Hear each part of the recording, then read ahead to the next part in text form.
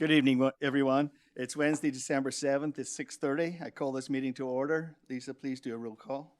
Robert Downey, Present. Ben Owens, Present. Tori Anderson, Present. Gary Miller, Here. Anne-Marie Knorr. Present. Thank you.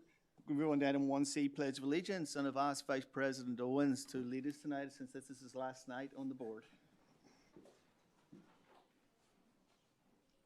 I pledge allegiance to the flag of the United States of America and to the republic for which it stands, one nation, under God, indivisible, with liberty and justice for all. Thank you. We move on to item 1D, adoption of the agenda. Lisa? Motion to approve is written. I'll second. Lisa, we've got a motion and a second. Anne-Marie Knorr, Aye. Gary Miller, Aye. Tori Anderson, Aye. Ben Owens, Aye. Robert Downey. Aye. So approved. Item number 2, Superintendent's report. Dr. Lopeman. Thank you, President Downey. Tonight it is with great sadness that we dedicate a moment to remember one of our Maricopa High School students, Kelvin Eric Trey Learman. Trey was a freshman at Maricopa High School and a longtime MUSD student who also attended Desert Wind Middle School, Maricopa Elementary, and Santa Rosa Elementary Schools. He was the son of one of our most beloved staff members, MHS counselor Miss Amber Learman. He loved football and was a proud Air Force Junior ROTC cadet. Our hearts are broken as we mourn his passing. He was so very loved and will be missed by students and staff throughout the district. Please join me in a moment of silence to honor Trey and the presence he will always have in the lives of his family and friends.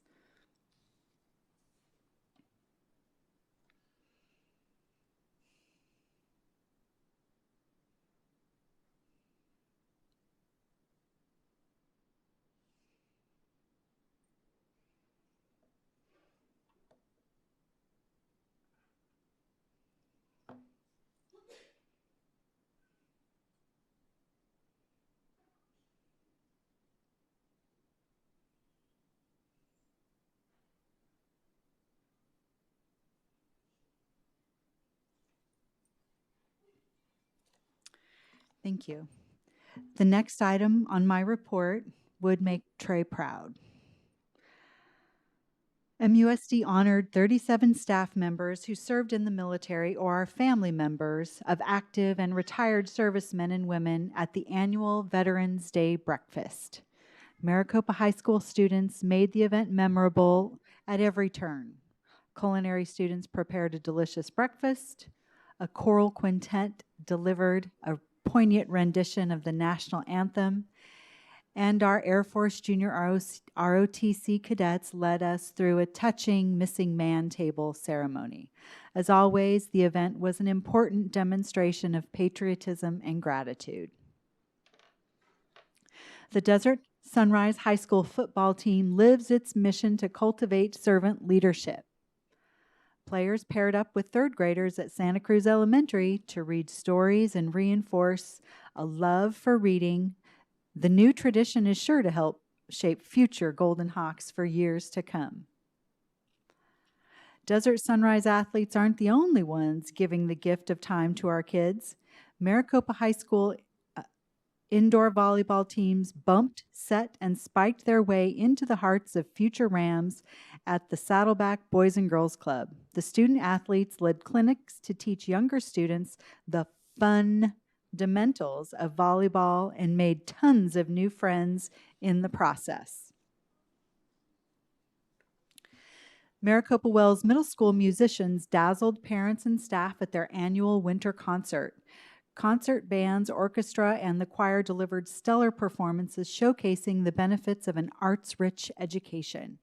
Art and music education are purposefully built into our elementary and middle schools to ensure students have the opportunity to grow their talents and further specialize in band, orchestra, dance, theater, and so much more as they enter high school. The book fair and literacy event at Butterfield Elementary was one for the books. Grade levels created displays that showcased literacy activities and take-home materials so families could practice literacy skills together. The book fair generated more than $15,000 in sales, earning the school $7,500 in scholastic dollars that will be used to purchase additional books.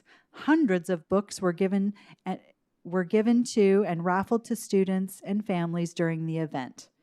There was even a scavenger hunt that led families to an extra raffle ticket for a chance to win a book basket. I know where I'm going for story time. District Office Lead Custodian Ralph Medina shared his talent and tradition of Native dance during last month's Native American Parent Advisory meeting. The committee is actively recruiting new members, so if you or someone you know would like to serve on NAPAC, give us a call. We can't wait to meet you. Third grade teacher at Saddleback Elementary, Miss Maureen Dursey, broke the internet when she received a heartfelt compliment delivered in the most unconventional way. The confrontation was captured on video by a parent, Leonard Johnson, and it went viral. Check out this quick video of her moment in the spotlight. Let's be honest. A parent asking to speak to a teacher usually means the parent isn't happy about something. But here at Saddleback Elementary School, it was quite the opposite. Are you Miss Dursey? A question that had third grade teacher Maureen Dursey all kinds of confused. It was not the norm that I'm used to from him. I'm like, get me somebody. Don't know what's going on. As Dursey called for an administrator, Leonard Johnson, a parent of one of her students, didn't really know what was going on either. Are you Carrie Johnson's teacher? There was no plan at all. My family is full of jokers. But after Dursey called for an administrator, Leonard stopped joking and switched gears. I just wanted to tell you, you are one wonderful teacher, and Carrie says that you are the best. It's quite funny. The shock on my face first and then the laughing because it was a good joke. I wanted to give her teacher some praise, but of course I had to give her praise the Johnson way. 36. And daughter Carrie can confirm, this is definitely the Johnson way. So I come in through the door and he always is just like staring at me or smiling, and it kind of scares me. But it scares me, but I'm also like laughing at the same time. She's very sweet. But seeing the hundreds of thousands of likes this video got, that's no laughing matter. I think a lot of people are resonating with the message of, one, parents, get to know your child's teacher. This is actually a job I've done after I retired from Southwest Airlines. So I've always wanted to teach. I love it. I'm here for the kids. So it's nice to hear it, but I don't need it. I'm here for them. Leonard plans to do something special for Miss Dursey in the next few days. In the meantime, he's asking anyone around the world who watches this video to tag a teacher they appreciate to keep the good vibes coming. In Maricopa, Elliot Polikoff, Arizona's family.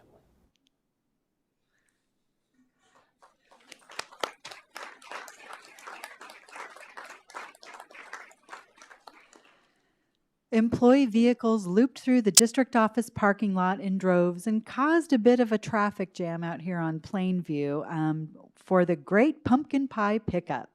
Governing Board President Robert Downey and members Tori Anderson and Anna Marie Knorr sent hundreds of employees with pumpkin pies and heartfelt thanks to begin the holiday season.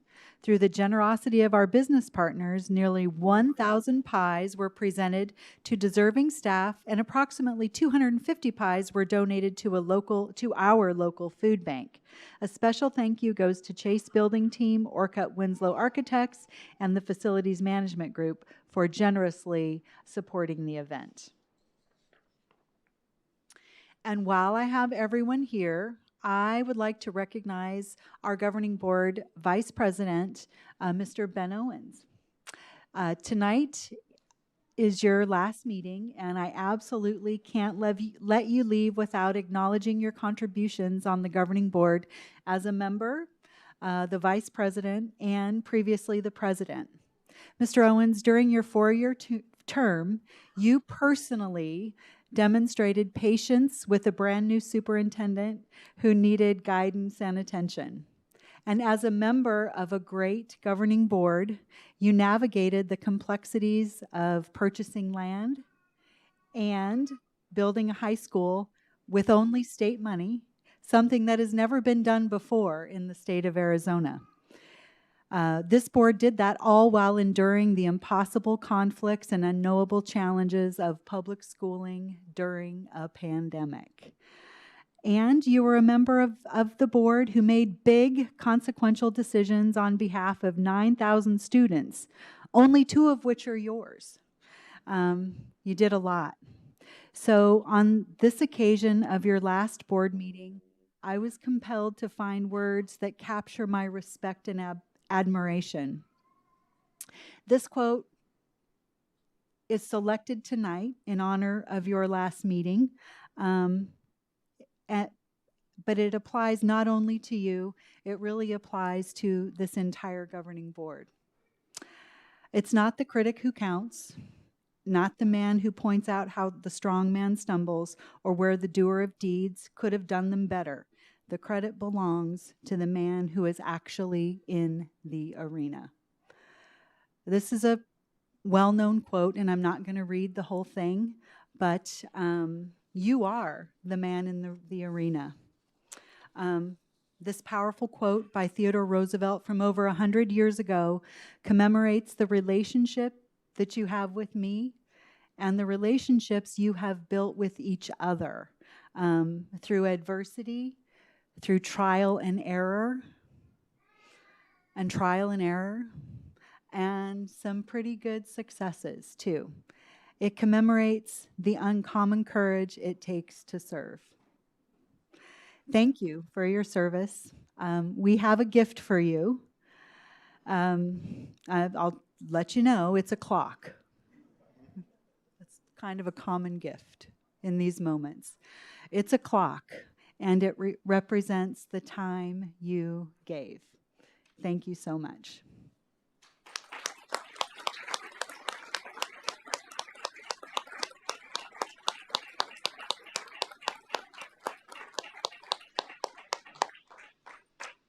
And that's my report. Thank you, Dr. Lopman. Now on to item 3. Governing board members' reports. And let's start with Dr. Miller. Okay, I thought I was going second, but I'll go first. So first, I'd just like to thank all the parents, teachers, administrators, STAR students, STAR teachers. Thank you for being here. This is our last meeting for the year, and I just want to say, Vice President Owen, it was a pleasure, honor working with you. I think that you've been a wonderful asset to the district, and it's been a privilege to serve with you. And so I'm sure we'll see you again, and you never know, you may be back on board. So just thank you. So I really appreciate that. So as I said, that we are going into the holidays, so I just want to just let everybody know to have safe travels, have good family time, and don't eat too much. If you do, like I do, got to hit the gym afterwards. So that's always good.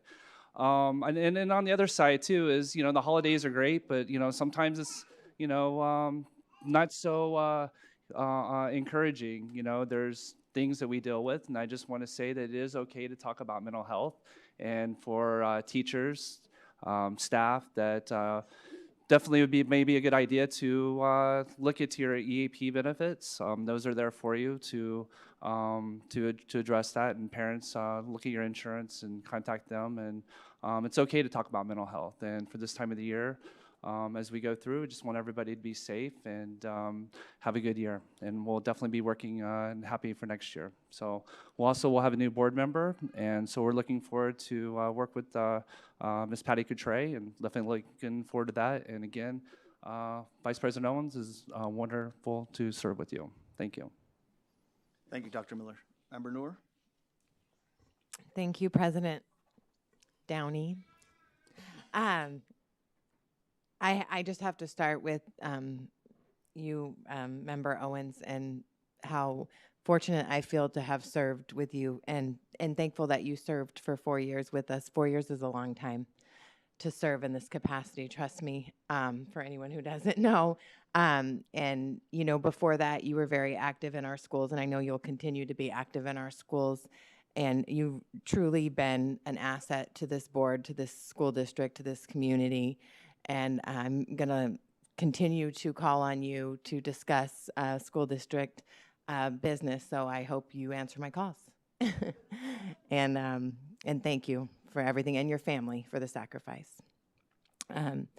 Other than that, it's been busy. It's a busy time of year for everyone, I know, especially for the schools and the kids. I was able to attend the MHS dance performance last week, and that's the first time I've been able to attend that, and it was amazing. They really put on a phenomenal show, a lot of talented dancers, and I really appreciated attending that.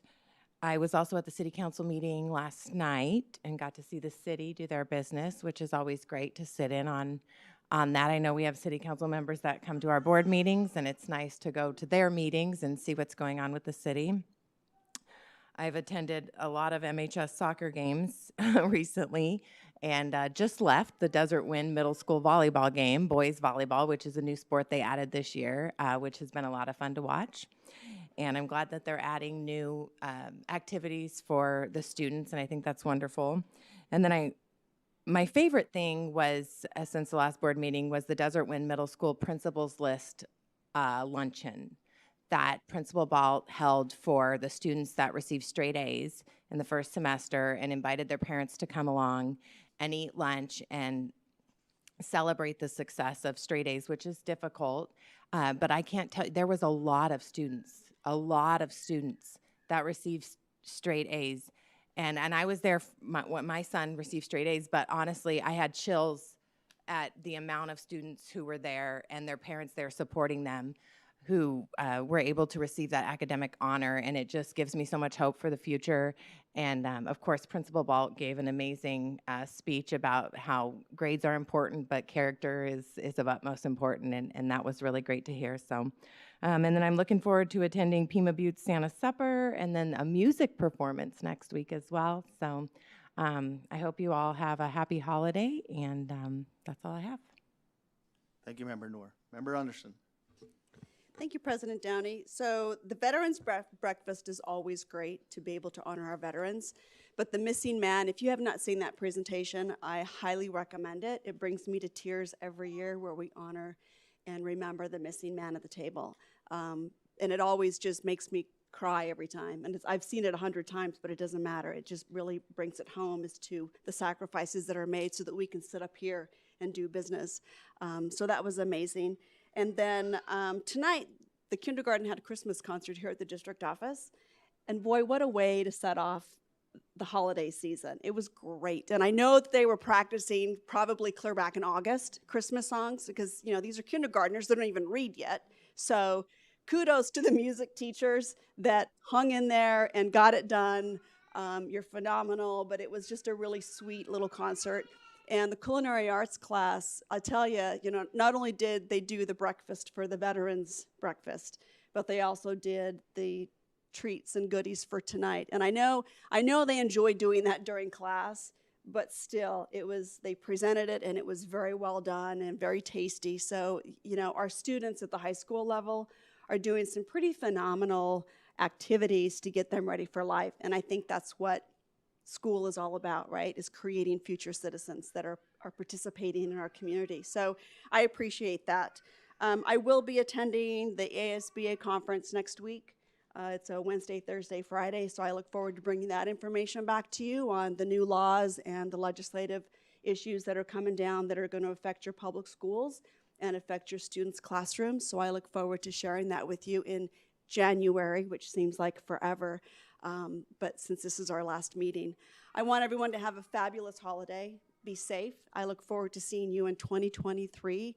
And Mr. Owens, thank you. That's it. Thanks. Thank you, Member Anderson. Vice President Owens. All right. Thank you, President Downey. As our other board members have said, busy time of year, just a lot going on. So I also attended the Veterans Day breakfast, and as was noted, our junior ROTC students and instructors and our culinary arts, they always do an absolutely fantastic job, and I couldn't be more proud of them and our quintet as well. They did a fantastic job, and I'm so proud of them. I attended the Desert Wind Band and Orchestra concert in November, just before Thanksgiving, and that's held over at the PAC, and I've gone, I don't know, probably about 6 years, and this year, the first year ever, standing room only at the PAC, and if you've been there, that seats a lot of people. So that's pretty pretty awesome to see. And our first year kids sounded the best that I have ever heard them throughout all the years that first concerts that I've listened to. So congratulations to them. Let's see here. Last week, I believe it was, I also attended the principal's lunch. And again, to see that group grow, I attended probably 5 years ago, and there was about 20 kids that were part of that group. And now I don't even know how many were part of that, maybe 60, okay, 50. So that's those great results in 5 years. So super proud of those kids. Last night I did attend the city council meeting for a bit as well, until my schedule didn't allow that any longer. So great support with them. At the Veterans Day breakfast, I did talk to Teresa Martinez, who is our state representative here in Maricopa, and she was reelected. And so, board members, I'm leaving a gift for you guys. I talked with her there and again today. And she is going to be sponsoring or considering a bill to help board members. For the audience, we are all volunteers. We spend a lot of time away from our families.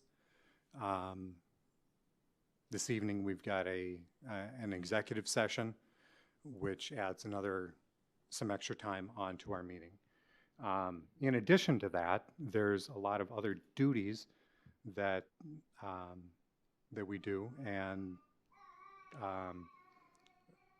we are able to be served a notice of claim at our homes. In the past 9 months, I've been served twice while I've been sitting down having dinner with my family. And I think that's pretty rude. So I talked to Teresa Martinez, and she is going to be working on a bill, provided it lines up with state law, to kind of help protect us so that we can only be served at board meetings in the state of Arizona. So our evenings, we don't have to worry about someone coming and knocking on our door any longer. So hopefully, so that's my present to you. And Dr. Lopman, I want to say thank you for the kind words. Thank you for the leadership the past 4 years. We kind of came into this, you a little bit before I did. And so we kind of grew together, so to speak. We have a great board that is unified in making sure that we have a stellar education for our students here in Maricopa. I want to say thank you to each of you as well. we've been able to have a united front, and that's huge. Not every district is like that. Our administration, our cabinet, our teachers, our staff, you guys are fantastic. Thank you.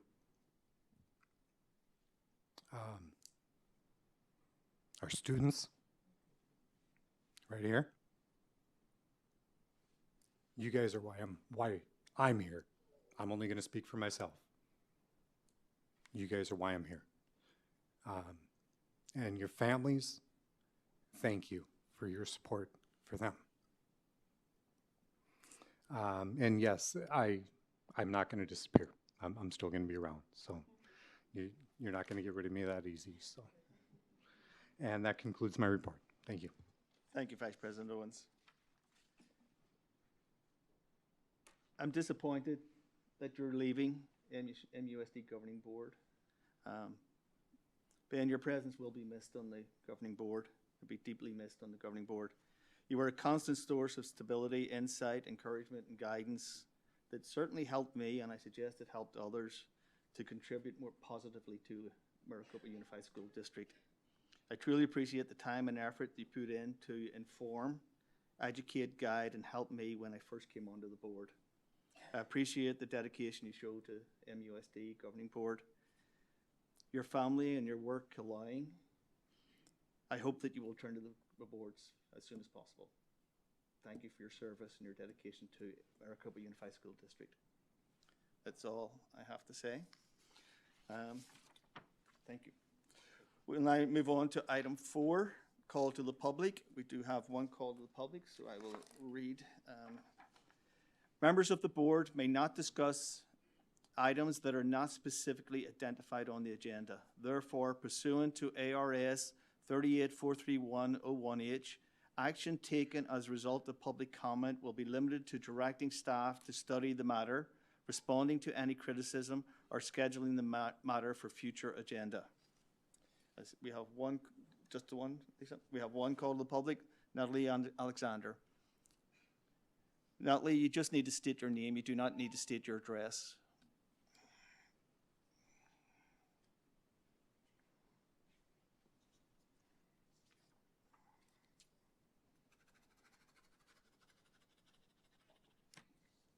Good evening.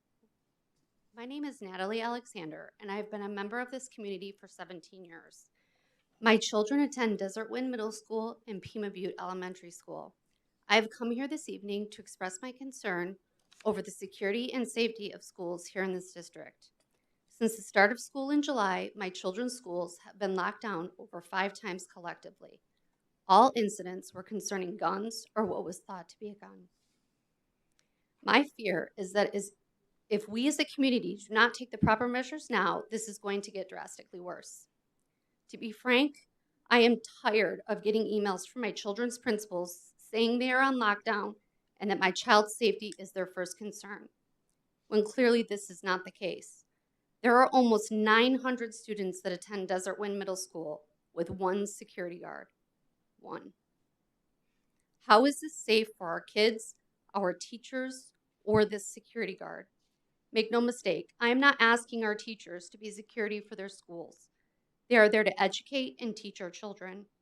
Their safety, as well as our children's safety, should be your number 1 concern. What is it going to take for this board to take action? Another Columbine or Uvalde? There are teachers that teach in the Maricopa Unified School District and live in this community and do not send their children to Maricopa schools. They send them to charter schools or bus them into the valley. Why? That is the question you should ask yourself as elected leaders in this community. We are not just witnessing violence at the high school level anymore.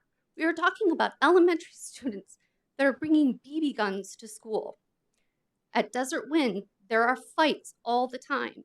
Asking teachers to be responsible for breaking these fights up is ridiculous, and asking one person to cover the ground of that school and be responsive in a respectable amount of time is ridiculous. Children in lockdown all the time and witnessing fights every day is not a productive learning environment. I went to school 25 years ago in a rural community much like this, with a total school population less than what is at Desert Wind. And we had 3 security guards and more security measures in place than what you have here today. And that was before school shootings were even happening. How is it that we have come no further and we have learned nothing? I am not the only concerned parent. And make no mistake, if something isn't done, you are going to start seeing parents pull their kids out of this district. Let's work collectively to make our schools more safe for our children to learn. Thank you for your time. Thank you, Natalie.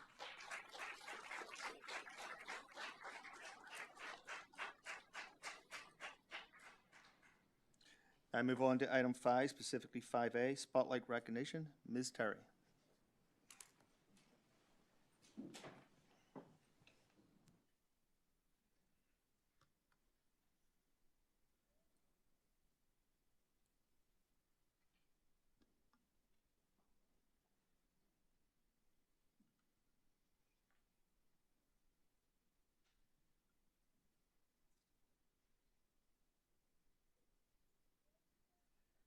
Good evening, everyone, and thank you for being here tonight. Tonight, the Maricopa Unified School District is excited to honor spotlight recipients across 3 categories: community leaders, MUSD employees, and students. Before we begin, I'd like to thank our sponsors at Freddy's Frozen Custard and Steak Burgers, Buff City Soap, and Option Circle for making tonight special for our honorees. Our first honorees are community leaders who contribute time and support to make a difference in the lives of students and families we serve. Congratulations, community leaders. As I call your name, please come forward to receive your certificate and give a quick fist bump to members of the governing board and Dr. Lotman, and then make your way back to room 123 for a group picture. Dr. Hassan, she's right over there. She'll lead you through. Our first honoree is Karina Scolfani, parent volunteer from Butterfield Elementary School.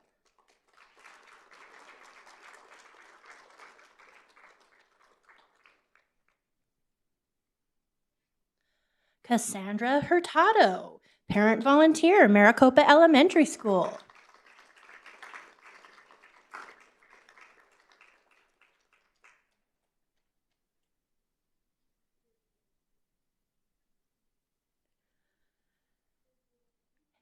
Jeffy Pavlik, PTO president from Pima Butte Elementary School.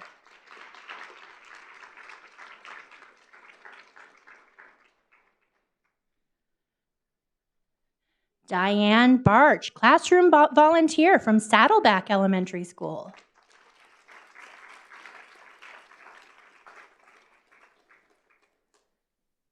Miriam Medina, school supporter from Santa Cruz Elementary School.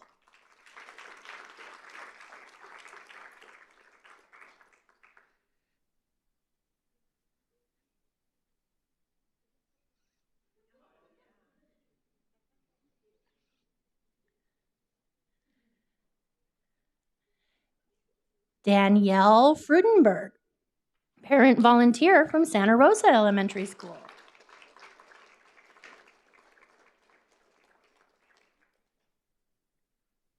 Wesley Sanders, parent volunteer from Desert Wind Middle School.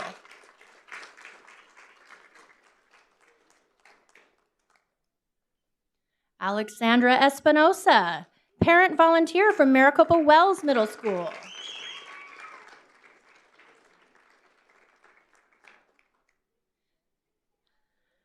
Tom Dugan, Booster Club from Desert Sunrise High School.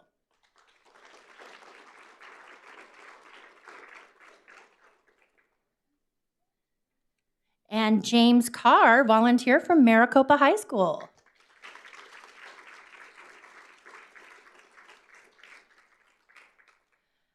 Congratulations again to these outstanding Spotlight community leaders.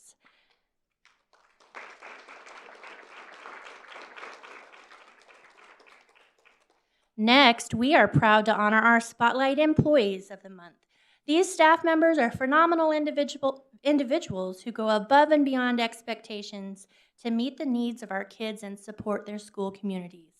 Congratulations, Spotlight employees. As I call your name, please come forward to receive your certificate and give a quick fist bump to members of the governing board and Dr. Lohman. Then make your way to room 123 for a group photo. Congratulations to Diane Street Speck, speech pathologist at Butterfield Elementary School.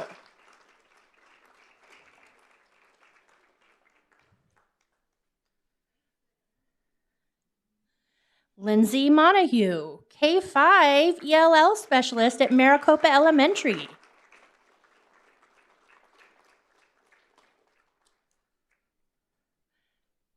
Shamra McMurdy, kindergarten teacher from Pima Butte Elementary School.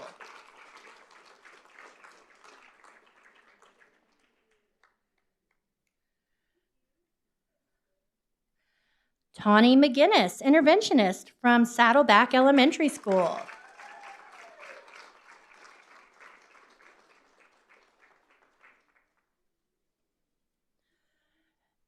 Jody Belcher, preschool paraprofessional from Santa Cruz Elementary School.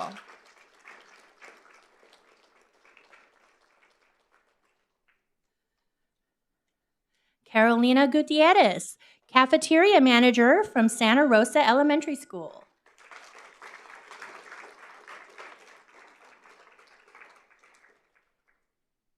Yadhira Smith, Spanish teacher from Desert Wind Middle School.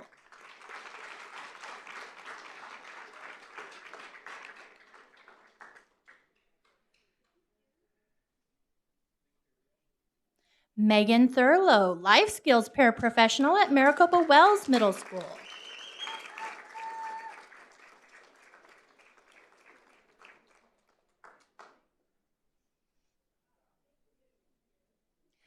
Becky Bell, school nurse from Desert Sunrise High School.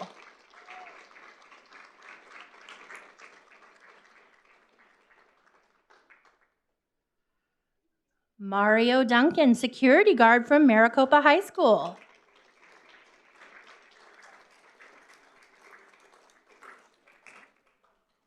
Maria Delgado, math teacher from Maricopa Virtual Academy.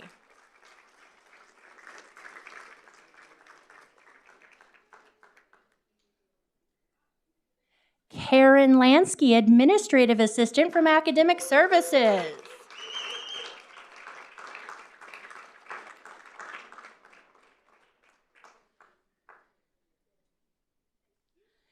And Joe Cook, technology technician from Technology.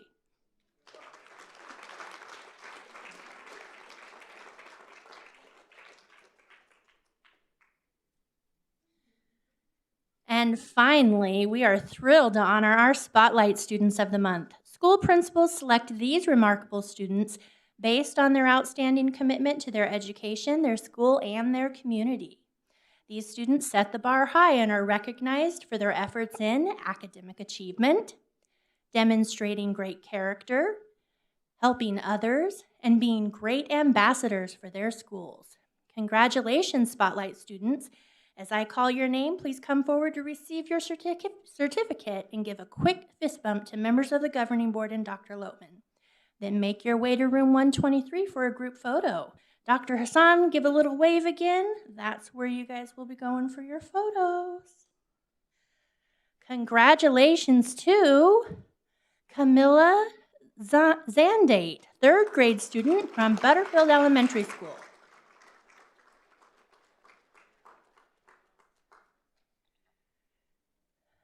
Kayla Hurtado, second grade student from Maricopa Elementary School.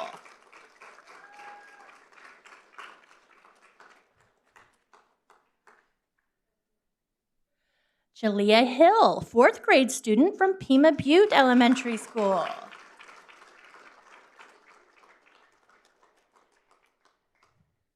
Ashton Noble, kindergartner from Saddleback Elementary School.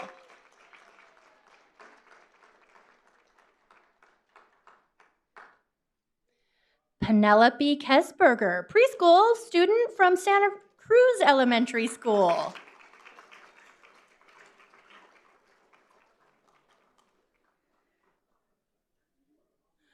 Zoe Ramirez Razo, kindergarten student from Santa Rosa Elementary School.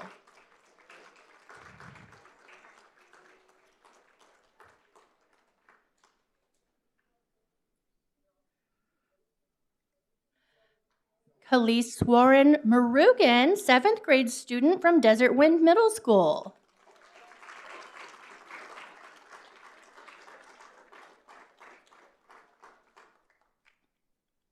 Leslie Navarrete, 8th grader from Maricopa Wells Middle School.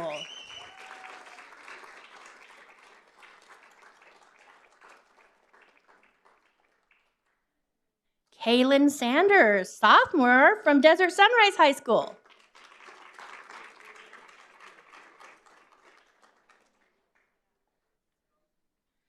Gladys Panduro Felix, senior from Maricopa High School.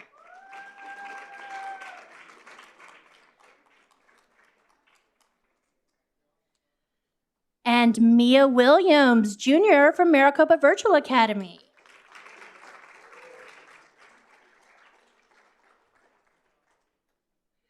Congratulations again to these outstanding Spotlight students. Parents, we have one more recognition before you can meet your kiddos in room 123. In partnership with the Maricopa Rotary Club, we'd like to honor a deserving group of students. Rotary honors young people who are developing leadership skills and making a difference in their communities. Rotary students, as I call your name, please come forward, and Mr. There he is. He will present you with he'll present you with a special certificate and a special gift certificate as well. Congratulations to Alexander Zimmerman, 8th grade student from Maricopa Wells Middle School.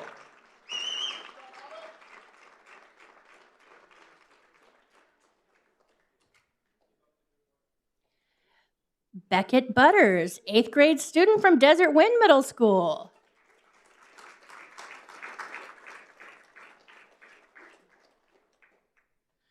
Maria Harris, junior from Maricopa High School.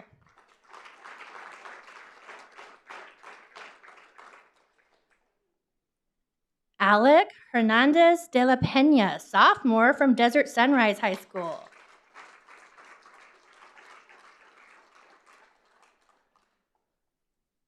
Mia Williams, junior student from Maricopa Virtual Academy.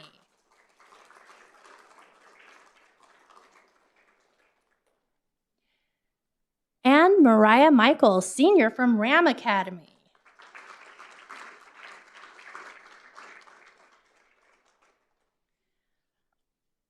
Thank you all again for attending tonight. We're going to take a short 5-minute break before we begin our business portion of the meeting. You all are welcome to hang out if you'd like to attend the business portion. Otherwise, you may meet your kiddos in room 123 right through here.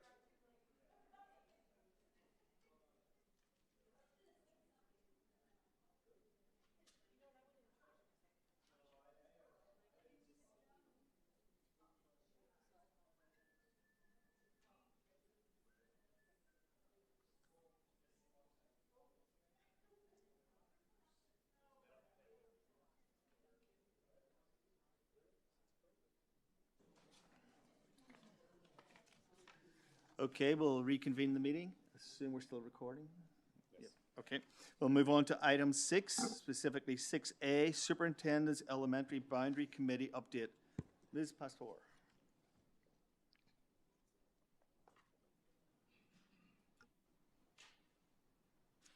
Good evening, President Downey, Dr. Lopeman, governing board members, and guests. I'm here this evening with an update and informational report on our Superintendent's Elementary Boundary Committee.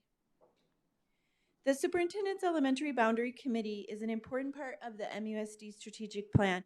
It aligns with goal for community pride through excellent customer service, sound business practices, open and effective communication, and safe and effective facilities.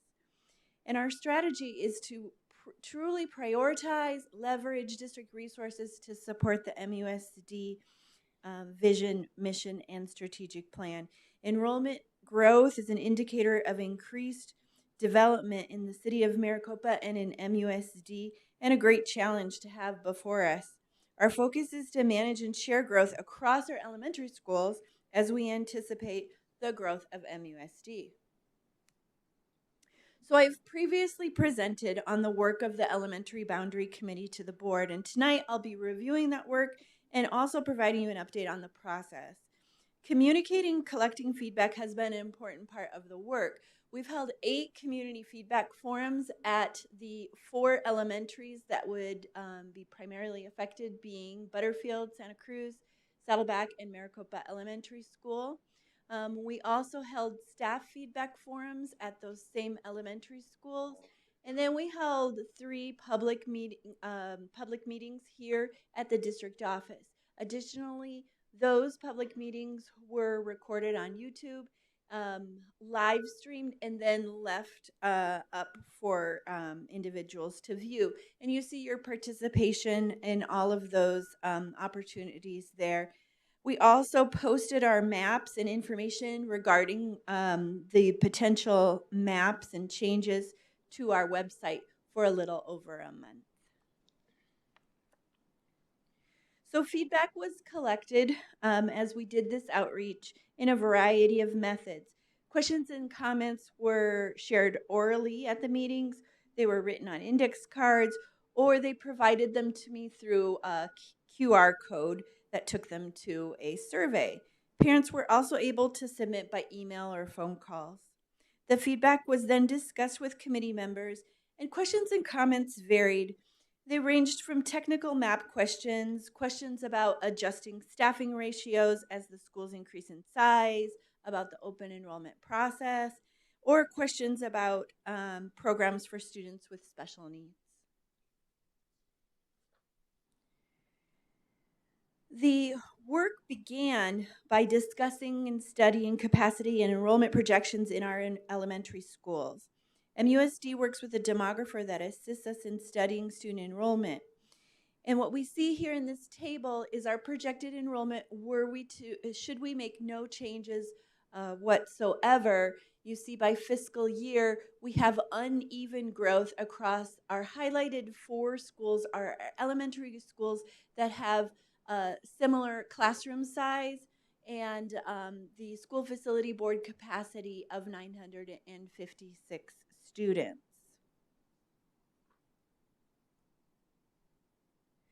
During the first quarter of school when the committee met, and it again, as a reminder, consisted of administrators, teachers, staff, parents, and students. We discussed enrollment growth and trends, and we came up with our guiding principles. And so what you see here is the primary considerations that we used to guide our conversations and final maps that we're presenting this evening for your consideration. Here is a potential boundary change in a map for consideration. In this scenario, we're paying special attention to grid 15, which is the Homestead neighborhood.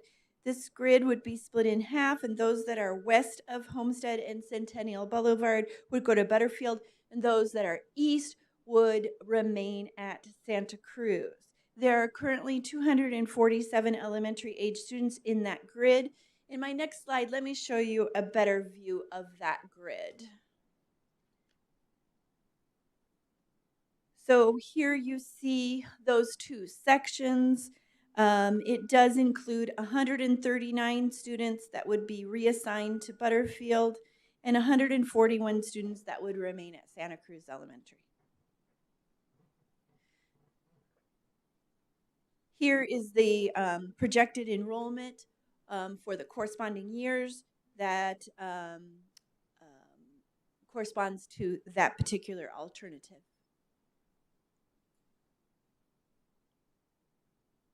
So the next two maps that I'm going to be presenting are two scenarios to consider which one would be our best scenario to shift some of Saddleback's Elementary to Maricopa Elementary School.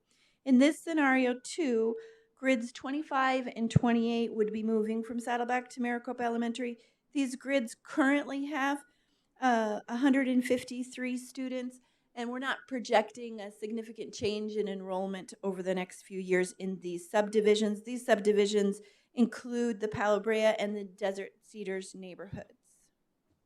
Here's the corresponding tables that show us that in this particular scenario, we are able to accomplish one of our boundary goals, which is to share growth across our schools as evenly as possible. As you can see, this puts both Maricopa Elementary and Saddleback at 100% capacity around the same time at the FY26 year. Scenario 3, another possibility for Saddleback Maricopa Elementary School. In this scenario, we're taking grids in the south. They are grids 53 through 61 and moving them from Saddleback to Maricopa Elementary School. These grids currently have 35 students. However, with projected housing development, over the next 2 years, these grids would move 171 students or bring 171 students to Maricopa Elementary School. And so just as a reminder, we're looking at either scenario alternative 2 or alternative 3, not both of them. And then here is the corresponding table that shows us projected enrollment for alternative 3.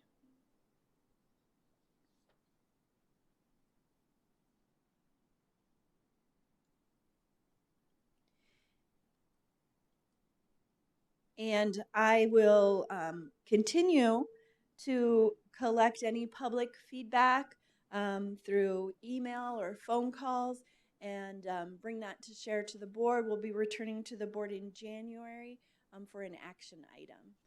So I'll open it up to any questions or comments. I know some of those additional meetings that were held here at the district office were at the board's request. So thank you for facilitating some of those later in the evening. So just allowed hopefully some additional parents to attend. So I was kind of surprised by the number of views that we had at those meetings that were held here. Higher numbers than what I would have thought online, which I think is great. People are kind of telling us that's kind of somewhat how they want to interact in a way. So I think that's great. I kind of expected more comments, was kind of what I was anticipating.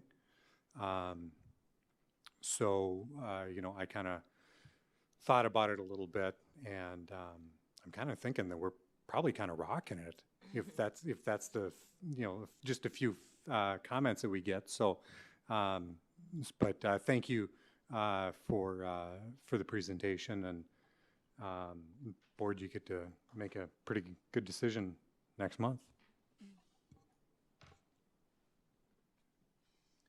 Yeah, I just want to just almost restate what you said. I just want to make clear that the board understands alternative 1 we will vote on, and we will also need to vote on either alternative 2 or alternative 3. So it'll be 2 alternatives that will move forward. 2 actions. Yep. The other thing is that some people may be thinking, why don't we just overload one school and leave the other 3 schools okay? Unfortunately, that's not the way the funding works.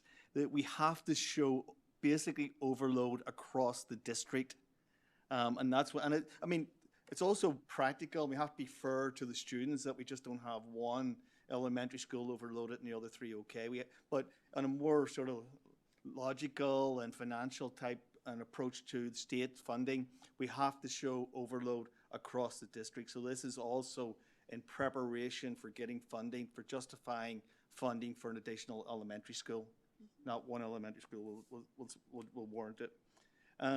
Just repeating what Vice President Owen said, appreciate the time and effort that you, Dr. Lopeman, and the team put into communicating out 16 meetings, 3 YouTubes. But I know you've used every form of communication that you can think of, letters, emails, almost knocking on doors. So I really appreciate the effort that was put in by you and the team around you. Thank you. Okay. Okay, we'll move on to item 7, consent agenda. Motion to approve. I'll second. Lisa, we have a motion and a second. Anna Marie Noor. Aye. Gary Miller. Aye. Tori Anderson. Aye. Ben Owens. Aye. Robert Downey. Aye, so moved. We now move on to item 8, action items, specifically item 8A, discussion and possible improvement of the personnel schedule. Thank you, President Downey, members of the governing board, Dr. Lopeman. You have the personnel schedule in front of you this evening. Just want to highlight a couple of things. Under new position requests, we are asking for an additional 2 teachers at Santa Cruz. Once again, kind of echoing a little bit what we just saw about the Elementary Boundary Committee, the number of new students that are heading to that site. And so we're doing some backfilling here mid-year to try to get some additional classroom support there. I'm going to go ahead and just stop. If you have specific questions, I'll take them at this time.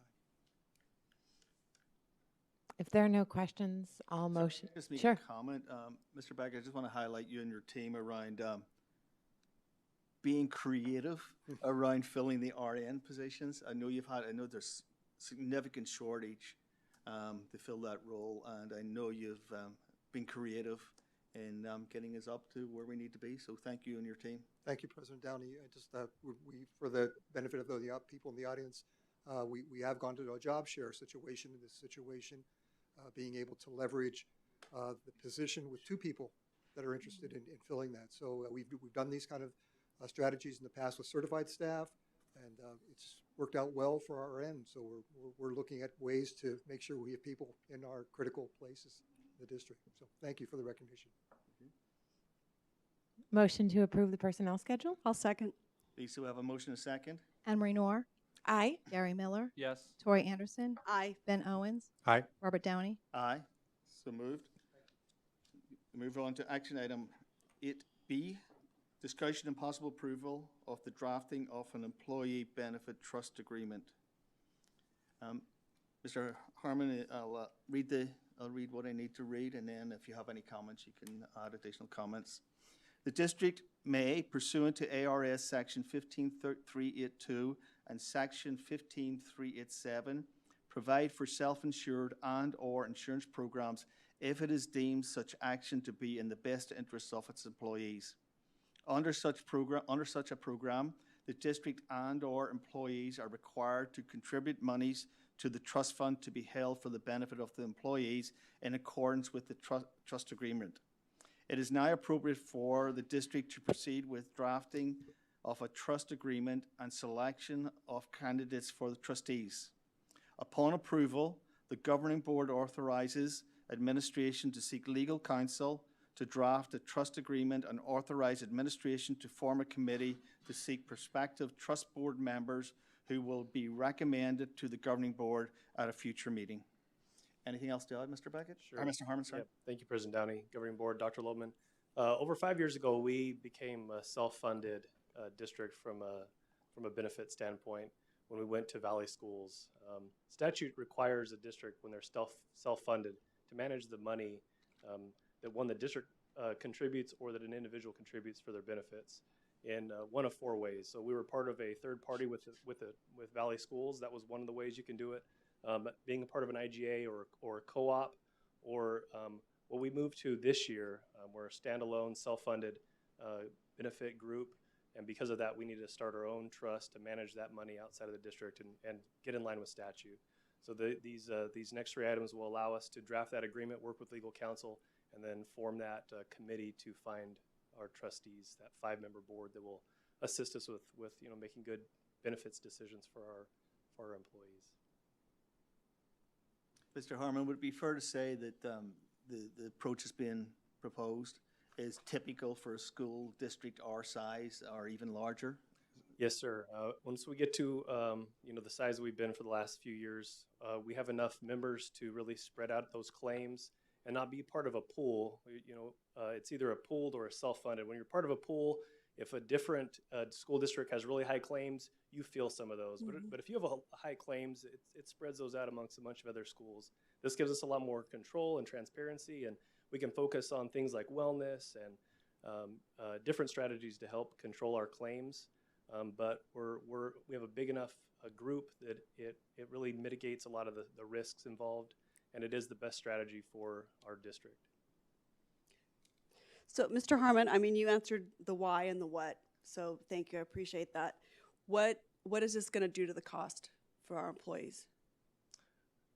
Yeah, so we've done a really good job the last 4 or 5 years to not pass any costs off. Health insurance gets more expensive every single year.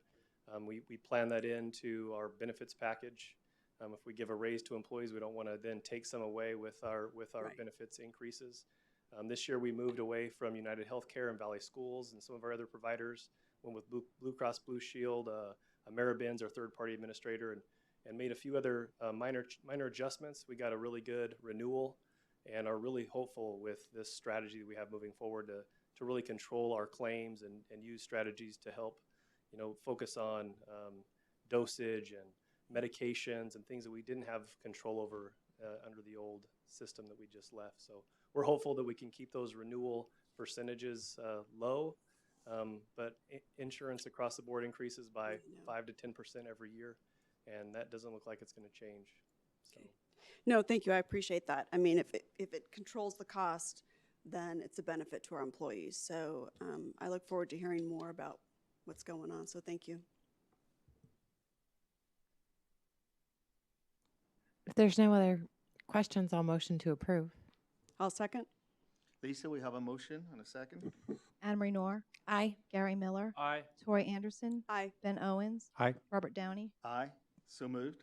We now move on to item 8C, discussion and possible approval to authorize administration to work with legal counsel to proceed with an initial draft of the benefit trust agreement.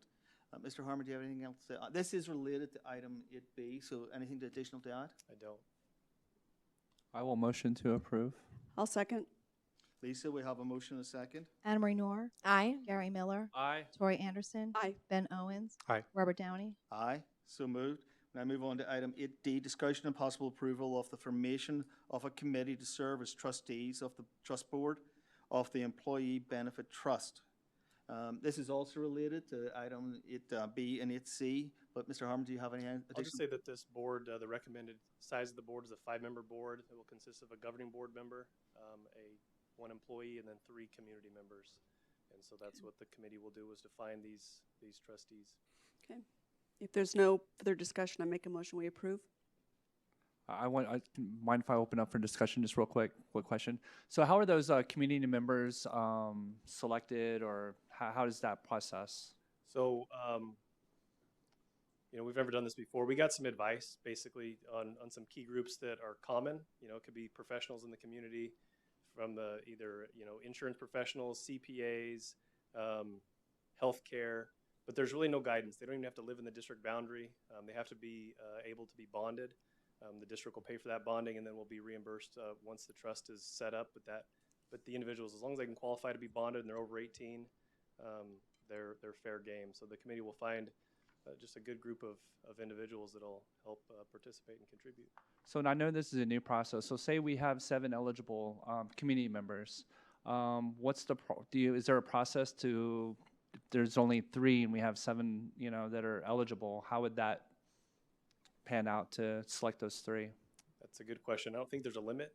I think you have to have at least 5. If you Oh, okay. have an employee and a governing board, you have to have 5. If you don't want to have an employee or governing board, you could have a single member from the community be a board member. So if we didn't have enough, then that might be a way we could get through this. I don't see that being a problem. So that's a minimum standard, Yeah, is the that's- 5. If you have an employee on the board, then minimum's 5. If you do not, minimum is 1. Okay, thank you. If I may, we would accept recommendations from our governing board members, just as we've accepted recommendations for other committees that we've developed that help us with the decision-making processes. So if there's no other discussion, there's a motion. I would like to second that. Lisa, we have a motion and a second. Anna Marie Noor. Aye. Gary Miller. Aye. Tori Anderson. Aye. Ben Owens. Aye. Robert Downey. Aye. So moved. Thank you, Mr. Harmon. Now move on to item 8E, discussion and possible approval of the first reading of the updated policy EE, transportation services. The proposed policy revision reflects changes in recent legislation. Specifically, ARS 15923 now permits districts to select pre-approved contract carriers or private parties to obtain electric school buses or other electric vehicle services.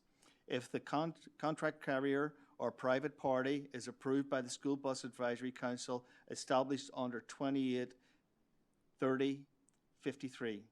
This expands the board's authority to utilize non-school bus vehicles. Allowable vehicles are now included in policy EE. Any comments, questions? I have a question. Now, does the district, do we pay for those fingerprint cards, right? Or is that the responsibility of the person applying? Fingerprinting is the responsibility of the employee. Okay. That's all I had. The only person that does not pay is a volunteer. The volunteer, okay. So to get a card, the district will reimburse that cost. Okay, thank you. You're welcome. There's no other questions. I'll motion to approve. I'll second. Lisa, we have a motion and a second. Anna Marie Noor. Aye. Gary Miller. Aye. Tori Anderson. Aye. Ben Owens. Aye. Robert Downey. Aye. So approved. Now move on to item 8F, discussion and possible approval of the first reading of the updated policy EEAEA, bus driver requirements, training, and responsibilities. The proposed revision reflects changes in recent legislation, with the expansion of SB 1630, an additional allowance vehicle came legislative changes to correspond. For example, drivers of non-bus, which is ARS 15925, vehicles can be licensed for that type of vehicle. Insurance may be purchased for those vehicles. Drivers must have fingerprint clearance cards and DPS certificate to drive as school children. Any questions or comments? Motion to approve. I'll second. Lisa, we have a motion and a second. Anna Marie Noor. Aye. Gary Miller. Aye. Tori Anderson. Aye. Ben Owens. Aye. Robert Downey. Aye. So approved. We now move on to item 8G, discussion and possible approval of the first reading of updated policy JRR, student surveys. The proposed new policy JRR, student surveys, reflects recent changes to legislation. ARS 15117 governs district or charter schools' administration of student surveys related to 14 specific topics. Districts are required to provide parents a copy of any 15-117 survey and obtain informed consent from the parent at least 7 days before administrating the survey, before administrating the survey. Rules regarding 15117 related student surveys are contained in JRR-R. Any questions or comments? No. I'll motion to approve. I'll second. Lisa, we have a motion and a second. Anna Marie Noor. Aye. Gary Miller. Aye. Tori Anderson. Aye. Ben Owens. Aye. Robert Downey. Aye, so moved. We now move on to item 8H, discussion and possible approval of early graduation for 2 Maricopa High School students. God bless you. Is Renor? No comments? Any comments or questions? I thought you were going to, normally you come up and talk about students, no? I mean, I'd like to know what. more about them, if possible, please. Thank you. So we have 2 students who are applying. They've gone through the process through our counselors to make sure that they're on track to graduate. One student's applying to graduate in December soon, and the other one in May of this year. So they'll be graduating, they're applying to graduate a year early. That's what And I just to wanted. reflect, it's not that we're approving them to graduate. That's obviously a requirement. We're actually approving that they get their diploma. Correct. Exactly. So it's in lieu of them, their Correct. graduation ceremony that Yes. you usually attend. Yep. And this is Correct. contingent on them completing all of their coursework, and they're well on their way. Motion to approve? I'll second. Lisa, we have a motion and a second. Anne Marie Noor, Aye. Gary Miller, Aye. Tori Anderson, Ben Owens, Aye. Robert Downey. Aye. So moved. Then move on to item 8I. Approve to adjourn to executive session pursuant to ARS 38431.03A1 for discussion and consideration of the superintendent's evaluation. So the superintendent advised the board that she wants this discussion to occur in open session. It will occur in open session. Motion to adjourn to executive session. I'll second. Lisa, we have a motion and a second. Anne Marie Noor, Aye. Gary Miller, Aye. Tori Anderson, Aye. Ben Owens, Aye. Robert Downey. Aye. So moved. The meeting's adjourned to executive session.